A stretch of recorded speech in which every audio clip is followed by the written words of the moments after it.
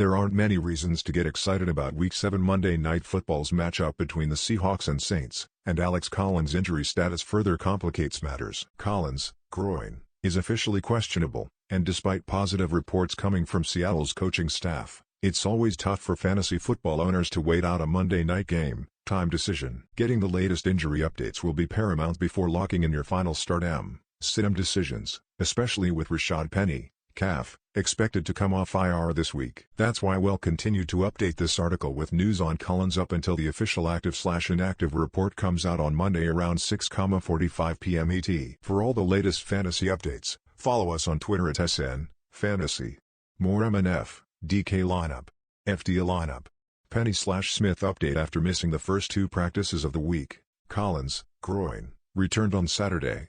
Has listed as questionable, but Seahawks coach Pete Carroll has already said Collins is ready to go for Monday night's game against the Saints. There are some worries about Collins, mainly that the weather forecast is calling for a rainy game, which usually isn't great for players with sore groins. On top of that, Rashad Penny, calf, figures to come off the IR and get a decent amount of carries. It's tough to know how the airbait touches will be divvied up until we see Penny and Collins in action together. Ultimately, we view Collins as a low-end RB2/high-end flex and Penny as a flex.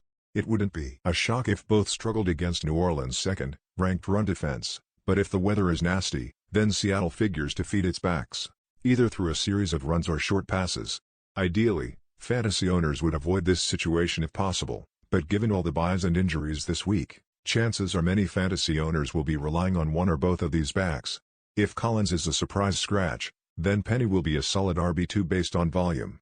You won't have many flex options to pivot to if you're counting on Collins, but your best bet is Tre'Quan Smith, if active.